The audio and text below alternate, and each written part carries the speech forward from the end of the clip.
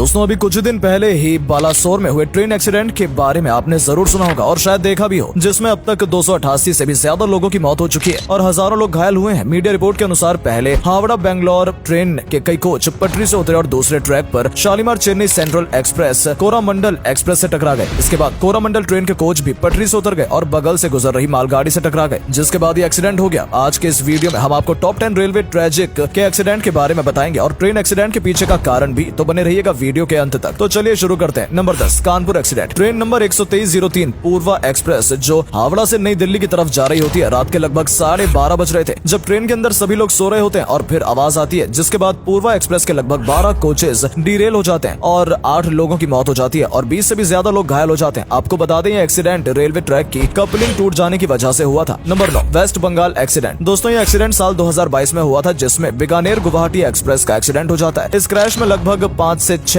डिरेल्स हो जाते हैं और इस एक्सीडेंट में लगभग 12 कोच प्रभावित हुए थे। एक्सीडेंट में लगभग 12 लोगों की मौत होती है और 40 से भी ज्यादा लोग इंजर्ड हो जाते हैं। बताया जाता है कि इस ट्रेन का एक्सीडेंट ट्रैक्शन मोटर टूटने की वजह से हुआ था। Number 8, Bihar accident. 6 जून 1981 को बिहार में पुल करते वक्त एक पैसेंजर ट्रेन बागमती नदी में जा गिरी, जिसमें 750 से भी अधिक लोगों की मौत हो गई थी। इस ट्रेन एक्सीडेंट को भारत का सबसे बड़ा ट्रेन एक्सीडेंट के रूप में जाना जाता है। Number 7, Muzaffarnagar accident. दोस्तों ये एक्सीडेंट मुजफ्फरनगर में होता है, जिसमें ट्रेन नंबर 18477 उत्कल एक्सप्रेस जो पुरी से हरिद्वार जा रही होती है वो डिरेल्स हो जाती है। इस ट्रेन के लगभग 13 कोचेस काफी बुरी तरह से प्रभावित होते हैं। इस एक्सीडेंट में 22 लोगों की मृत्यु हो गई थी और लगभग 160 से भी ज्यादा लोग इंजर्ड हो जाते हैं। Number 6, Sainthia train collision. यह हादसा भी वेस्ट बंगाल का है। 13404 मीनांचल एक्सप्रेस और ट्रेन नंबर 13418 उत्तर ट्रेन के हिट करते ही बहुत तेज धमाका होता है और प्लेटफॉर्म पर अफरा तफरी मच जाती है। इस एक्सीडेंट में लगभग 150 से भी ज्यादा लोगों की जान गई थी और 25 से भी ज्यादा लोग घायल हो जाते हैं। इस हादसे में दोनों ट्रेन के 4 कोचेस बुरी तरह से खत्म हो जाते हैं। नंबर 5, दोस्तों ये एक्सीडेंट भी बंगाल का ही है, जिसमें एक माल और एक एक्सप्रेस आपस में भिड़ जाती है और ज्ञानेश्वरी एक्सप्रेस के लगभग 13 कोचेस डिरेल हो जाते हैं। 71 से भी ज्यादा लोगों की जान चली जाती है और 200 से भी ज्यादा लोग घायल हो जाते हैं। रिपोर्ट्स की माने तो बताया जाता है कि ये एक्सीडेंट नेक्सल अटैक की वजह से होता है। नंबर 4, दोस्तों ये एक्सीडेंट यूपी के इटावा में होता है, जहां पर 2 ट्रेन आपस में हिट कर जाती हैं। Train number 12256 Bhiwani Gorakhpur express और 12417 प्रयागराज एक्सप्रेस एक दूसरे से हिट हो जाती हैं। इस एक्सीडेंट में गोरखपुर एक्सप्रेस प्रयागराज एक्सप्रेस को हिट कर देती है। इस हादसे में लगभग 10 लोगों की जान चली जाती है और 50 से भी ज्यादा लोग घायल हो जाते हैं। Number 3, Tundla accident. दोस्तों ये हादसा भी यूपी का है, जिसमें आनंदी एक्सप्रेस शक्ति को हिट कर देती है। इसमें लगभग 2 लोगों की जान चली जाती है और 300 से भी ज्यादा लोग इंजर्ड हो जाते हैं। बताया जाता है कि ये एक्सीडेंट फॉग की वजह से होता है। नंबर 2, दोस्तों कानपुर का ये एक्सीडेंट है जो इटावा में ही होता है। आनंद विहार से सीतामढ़ी जाने वाली लिखवी एक्सप्रेस और मगध एक्सप्रेस में एक्सीडेंट होता है। खैर ये एक्सीडेंट इतना ज्यादा खतरनाक नहीं होता, इसमें सिर्फ ट्रेन ड्राइवर घायल हो जाते हैं। Number 1, Orissa accident. Train number 12864 Bangalore Howrah express जो कि बेंगलोर के यशवंतपुर स्टेशन से चलती है। ये ट्रेन भद्रक पहुंची थी और अगला स्टेशन बालासोर था। वहीं इसके दूसरी तरफ train number 12841 Shalimar Chennai central Coromandel express, जिसे चेन्नई सेंट्रल पहुंचना था, ये ट्रेन बालासोरा पहुंची थी और अगला स्टेशन भद्रक था। दोनों ट्रेन भद्रक पहुंचने से पहले ही आपस में टकरा गई। दोस्तों भारत के इतिहास में पहली बार ऐसा हादसा हुआ है जिसमें 3 ट्रेन आपस में टकराई हैं। दोस्तों देश में एक तरफ बुलेट ट्रेन चलाने की बात की जा रही है, वहीं दूसरी तरफ ट्रेन एक्सीडेंट की घटनाएं रुकने का नाम नहीं ले रही हैं। ऐसे में सवाल जरूर उठता है कि आखिर भारत में ट्रेन एक्सीडेंट के इतने ज्यादा इंसिडेंट क्यों हो रहे हैं और इसके लिए कौन जिम्मेदार है। दोस्तों जब भी कोई हवाई जहाज या हेलीकॉप्टर क्रैश होता है तो हम ये सब देखते हैं कि प्लेन कितना पुराना था, उसमें कोई टेक्निकल फॉल्ट तो नहीं था और वो उड़ने लायक था भी या नहीं। लेकिन जब आप ट्रेन में सफर करते हैं तो क्या आप भी सोचते हैं कि इस ट्रेन का इंजन कितना पुराना है, इसकी बोगियां कितनी पुरानी है और जिन पटरियों पर ये ट्रेन दौड़ेगी उनकी स्थिति कैसी है। हर रेल दुर्घटना के बाद हमें ये देखने को मिलता है कि ट्रेन पटरी से उतर गई। भारत के गिनती उन देशों में सबसे ऊपर होती है जहां हर साल कई ट्रेन पटरियों से उतर जाती है और कई सौ लोग अपनी जान भी गंवा देते हैं। एग्जाम्पल के लिए साल 2012 से 2018 के बीच में इस तरह के कुल 313 घटनाएं हुई हैं और औसतन हर साल 52 ट्रेन पैसेंजर पटरियों से उतर गई और इस ट्रेन में सफर करने वाले लोगों को अपनी जान गंवानी पड़ी। तो सवाल उठता है कि दुर्घटनाएं क्यों रुक नहीं रही हैं, जिसके पीछे एक पॉइंट तो ये भी है दोस्तों कि 21वीं सदी के भारत